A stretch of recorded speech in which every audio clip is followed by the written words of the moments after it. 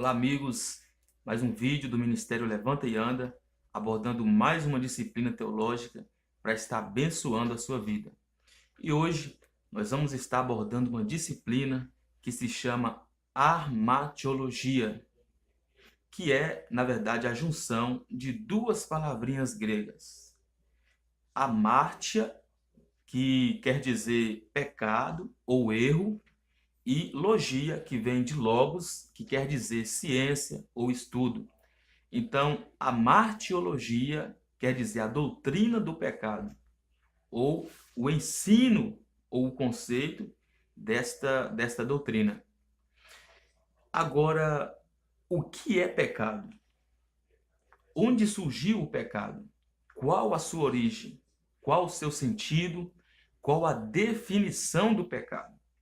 Para responder essa pergunta, quero convidá-lo a abrir comigo a sua Bíblia, primeira epístola do apóstolo João, capítulo de número 1, versículo de número 4, que diz exatamente assim: todo aquele que pratica o pecado também transgride a lei, porque o pecado é a transgressão da lei. Então, olha aqui a definição bíblica, o conceito bíblico sobre o pecado. A transgressão da lei. Agora, transgressão de qual lei? Será que é a lei cerimonial? Aquela lei que consistia em rituais cerimoniais, onde sacrificavam animais para purificação de pecado? Será que é a transgressão daquela lei civil, onde esta lei era instaurada para trazer ordem e decência sobre as comunidades? Será que a lei eterna, a lei moral de Deus? Justamente a transgressão da lei se trata da lei moral, da lei eterna, que é a lei dos 10 mandamentos, que foram justamente os 10 mandamentos que o nosso Deus escreveu com seu próprio dedo no Monte Sinai, em 2 tábuas de pedra, e entregou para Moisés.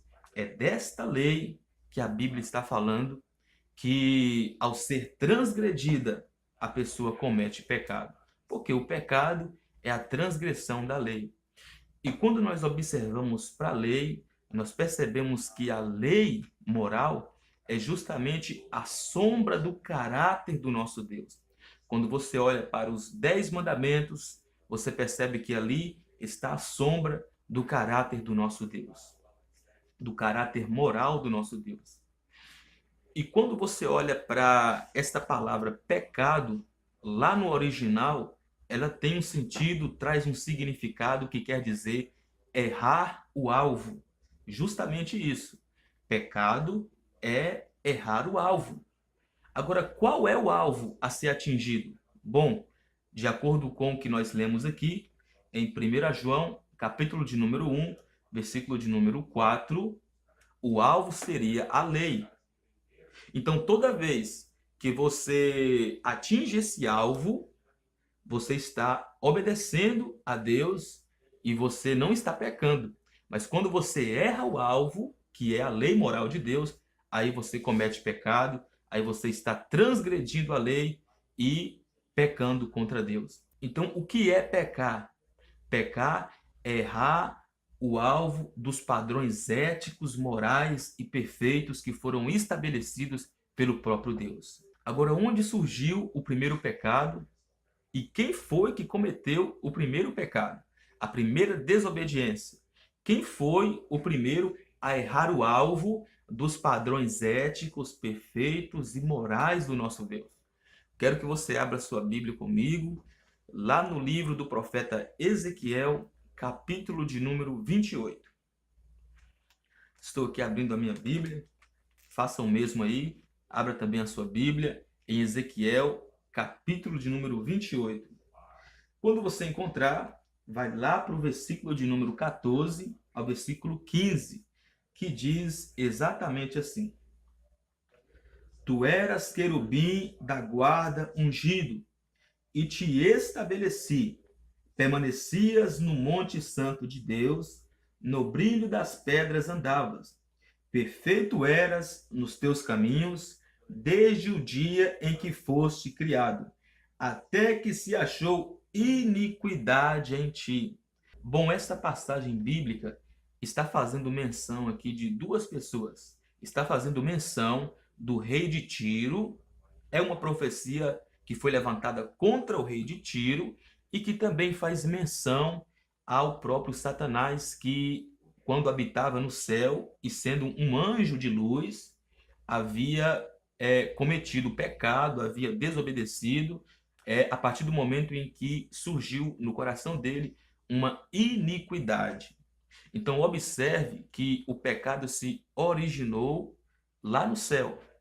Foi no céu que o pecado surgiu, que o pecado se iniciou a partir de uma iniquidade no coração desse querubim, no coração desse anjo, e fez com que ele errasse o alvo, fez com que ele pecasse, errando o alvo dos padrões éticos, morais e perfeitos de Deus e que precisavam ser obedecidos.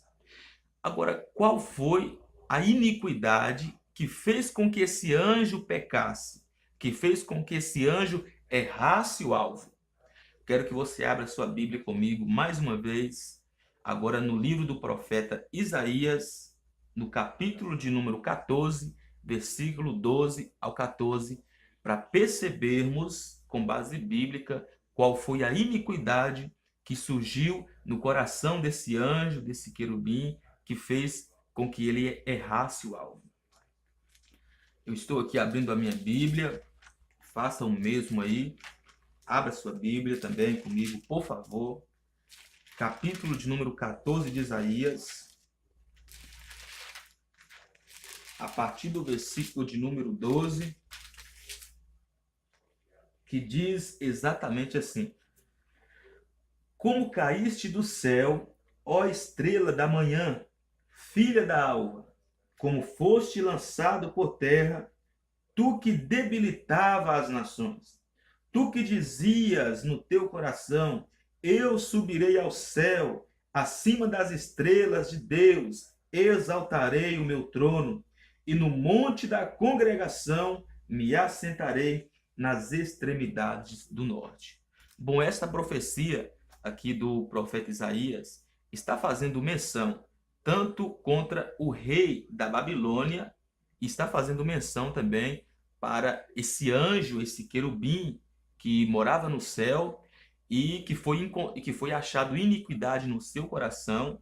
E aqui, com base em Isaías capítulo 14, versículo de número 12 a 14, nós percebemos que esta iniquidade que surgiu no coração deste anjo foi uma prepotência, uma arrogância, um orgulho, uma altivez, ao ponto dele desejar para si a mesma posição do Altíssimo, a mesma posição de Deus, porque esse anjo foi criado por Deus e agora queria se assemelhar ao seu Criador. Uma criatura querendo ser semelhante ao seu Criador. E sabemos que ninguém pode se assemelhar ao nosso Deus. Ninguém pode se assemelhar a esse Deus que está acima de tudo e está acima de todos.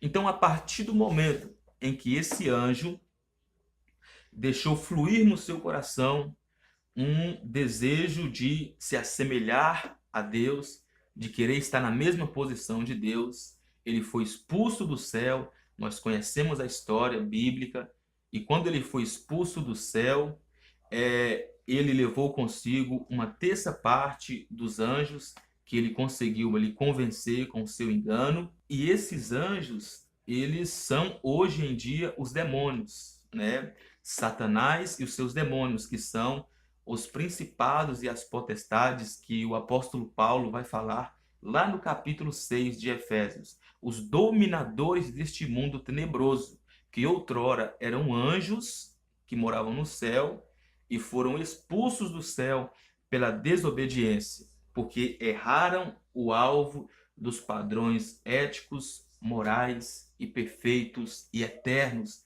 do nosso Deus. Agora, entendendo isso, qual foi o primeiro homem que cometeu pecado na terra? E onde aconteceu esse pecado?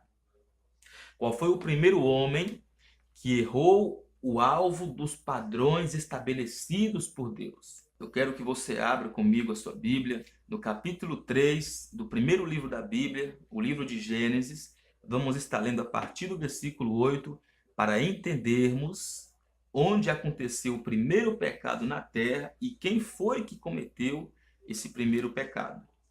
Vamos estar lendo aqui o versículo, a partir do versículo 8 do capítulo 3 de Gênesis, que diz exatamente assim: Quando ouviram a voz do Senhor Deus, que andava no jardim pela viração do dia, esconderam-se da presença do Senhor Deus, o homem e sua mulher, por entre as árvores do jardim. E chamou o Senhor Deus ao homem e lhe perguntou: Onde estás? Ele respondeu: Ouvi a tua voz no jardim, e porque estava nu, tive medo e me escondi. Perguntou-lhe Deus: Quem te fez saber que estavas nu? Comeste da árvore de que te ordenei que não comesses? Então disse o homem: A mulher que me destes por esposa, ela me deu da árvore, e eu comi.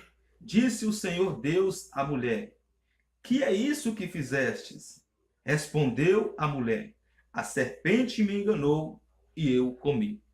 Então aqui nós observamos que a primeira criação de Deus, Adão e Eva, estavam no paraíso, estavam no jardim do Éden, e ali havia uma ordenança estabelecida pelo próprio Deus, porque havia duas árvores: a árvore do conhecimento do bem e do mal, o qual o próprio Deus disse que eles não poderiam comer daquele fruto, e havia uma outra árvore com frutos e que eles poderiam comer à vontade. Então a mulher, sendo influenciada, sendo enganada pela serpente, que era ali Satanás, né? Satanás estava ali em uma forma corpórea, né? Dizendo assim, naquela serpente, e enganando a mulher, enganando a Eva. Eva fez também, Eva comendo aquele fruto, desobedecendo uma ordem direta de Deus, fez com que o seu marido comesse também o fruto e assim desobedecendo também a ordem de Deus. Então, com isso, eles pecam, com isso, eles erram o alvo da vontade de Deus. Com isso, eles erram o alvo que foi estabelecido pelo próprio Deus, desobedecendo uma ordem direta de Deus e pecando. E a história nós conhecemos, sabemos das consequências, porque todo o pecado gera uma consequência. E qual foi a consequência? A consequência foi esta: eles foram expulsos do jardim do Éden, eles foram expulsos do paraíso. Mas não somente isso. Deus, antes de expulsar Adão e Eva, disse a Adão: Você vai trabalhar, viver do suor do seu rosto, você vai cultivar a terra, e falou para a mulher: Você vai sofrer dores de parto. Então o pecado trouxe consequência para a raça humana. E a pior de todas as consequências foi se afastar do Criador. O fato da criatura se afastar do Criador. E sabemos que o Criador, é dele que provém toda a vida. Ele é o autor da vida.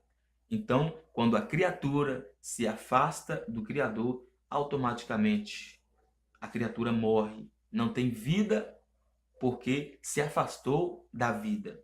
Se afastou do autor da vida. Se afastou daquele que emana a vida. E a Bíblia diz em Isaías capítulo 59 que é o pecado que faz separação entre nós e o nosso Deus. E a partir de Adão e Eva, todos os filhos que eles geraram filhos imperfeitos. Eles geraram filhos com uma natureza pecaminosa. Até nos dias de hoje, todos aqueles que nascem tendenciosos ao erro, nascem tendenciosos a pecar, a errar. E Davi reconheceu isso quando ele disse no capítulo 51 de Salmos: Em pecado me concebeu a minha mãe. Agora, qual é a maior consequência do pecado? qual é a recompensa daquele que peca. Eu quero que você abra comigo a sua Bíblia, lá no livro de Romanos, capítulo de número 6. Vamos estar lendo o versículo de número 23, para a gente conferir qual é realmente a recompensa do pecado. Qual é a consequência que o pecado traz na vida de quem peca. Romanos capítulo 6, versículo de número 23, que diz exatamente assim: porque o salário do pecado é a morte. Olha só como a Bíblia está dizendo aqui de uma forma tão clara, tão contundente. O salário do pecado é a morte. A recompensa do pecado é a morte. Acompanhe comigo o capítulo 5 de Romanos, versículo de número 12, que diz exatamente assim: portanto, assim como por um só homem entrou o pecado no mundo, e pelo pecado a morte, assim também a morte passou a todos os homens, porque todos pecaram. Então, a partir de Adão, toda a descendência de Adão, todos pecaram. Todos cometeram pecado. E a Bíblia diz, na primeira carta do apóstolo João, capítulo de número 1, versículo de número 10, que aquele que disser que não tem pecado, esse é mentiroso. E a palavra da verdade não habita nele. Romanos capítulo 3, versículo 23, vai afirmar esta verdade, dizendo que todos pecaram e carecem da glória de Deus. Todos pecaram. Todos que passaram por essa terra pecaram. Todos que nasceram de mulher pecaram. Todos. Só teve um que não pecou. E o seu nome é Jesus de Nazaré.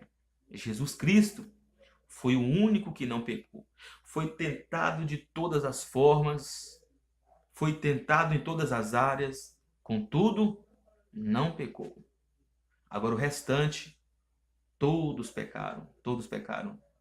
E consequentemente, o salário do pecado sendo a morte, todos nós somos merecedores da morte.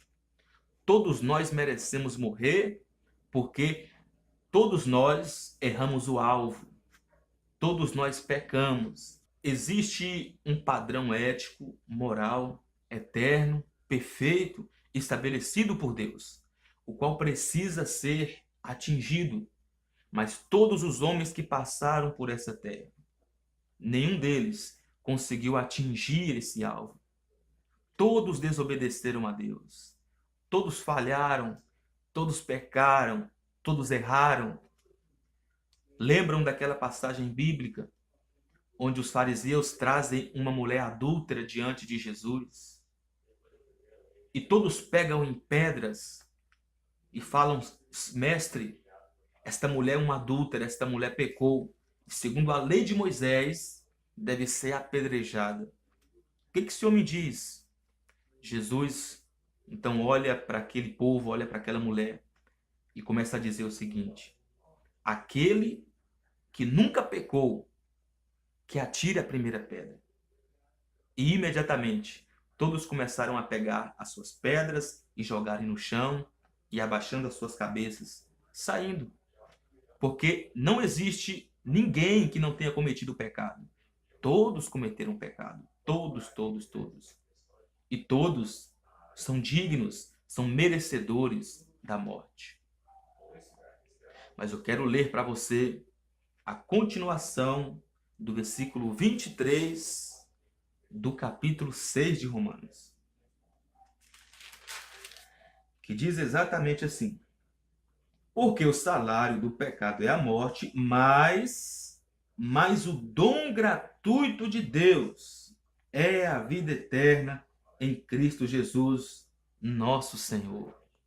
Bom, se o salário do pecado é a morte, existe um dom gratuito de Deus. Um dom gratuito de Deus em Jesus Cristo, em nosso favor. Agora, qual é esse dom gratuito de Deus? É a sua graça. É a sua graça. É o seu favor imerecido.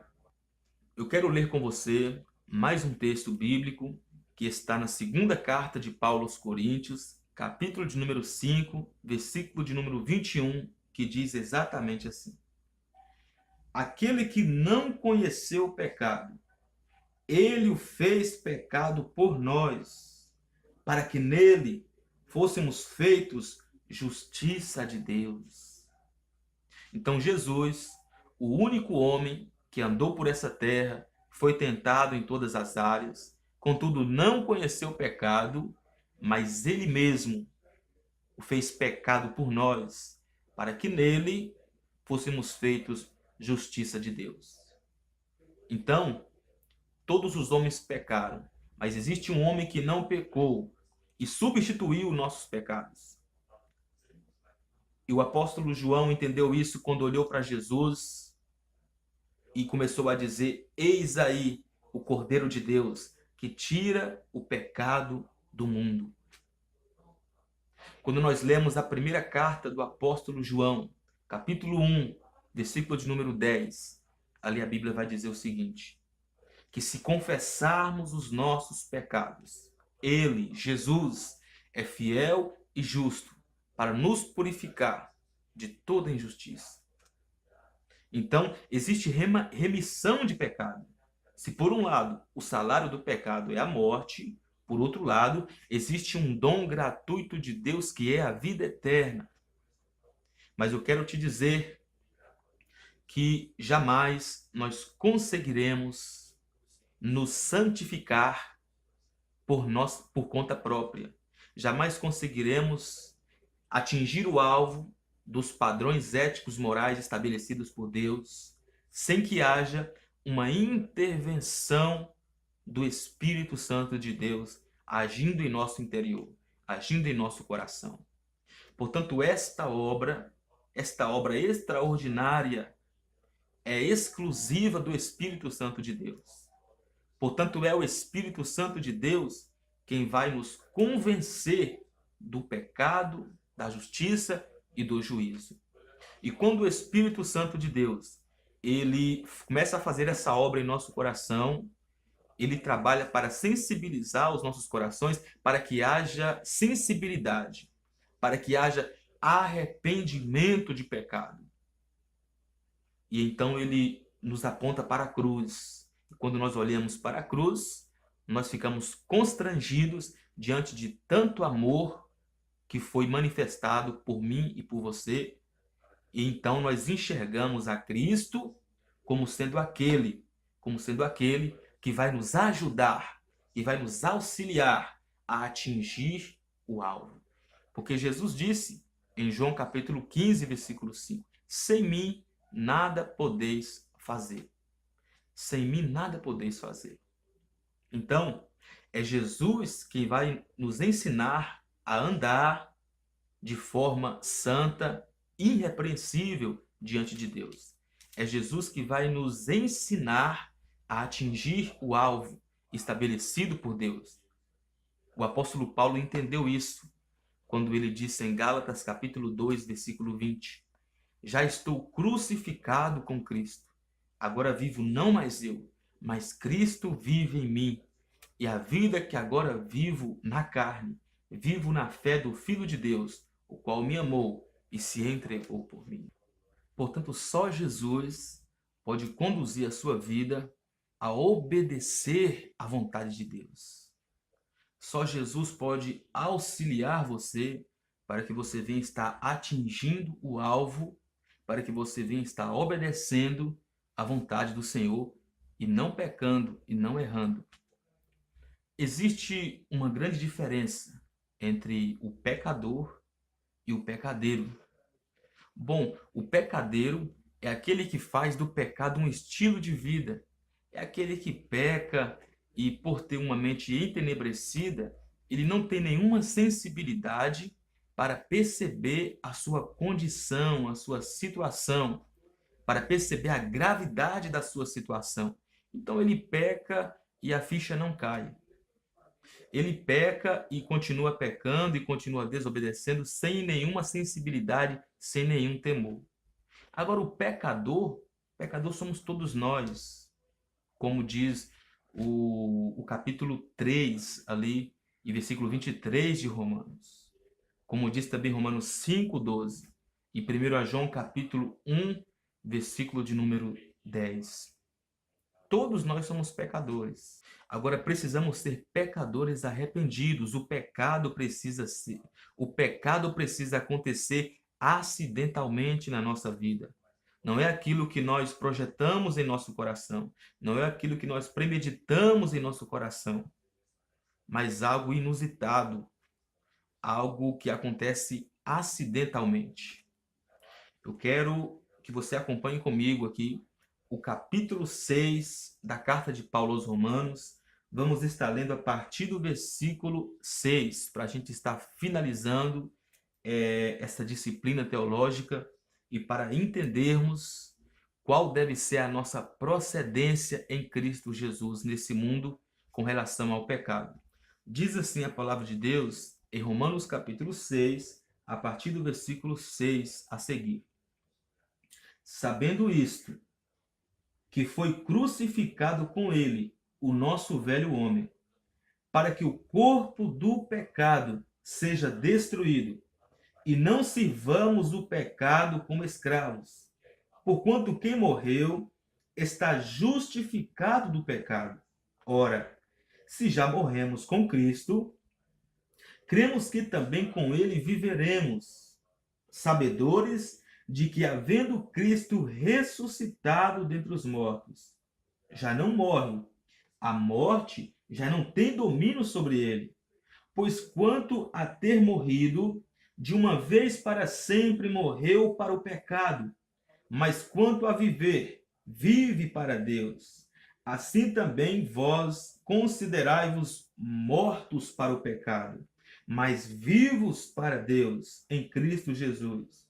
Não reine, portanto, o pecado em vosso corpo mortal, de maneira que obedeçais às suas paixões.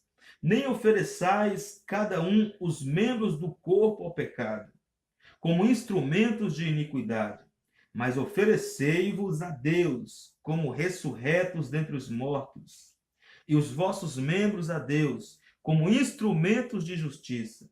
Porque o pecado não terá domínio sobre vós, pois não estáis debaixo da lei, e sim da graça. Portanto, meus amados, quando Jesus morreu na cruz, ali nós morremos juntamente com ele para o pecado. Quando Jesus ressurgiu dentre os mortos ao terceiro dia, ali nós ressurgimos juntamente com ele para viver para a justiça de Deus, para viver em obediência a Deus. E como?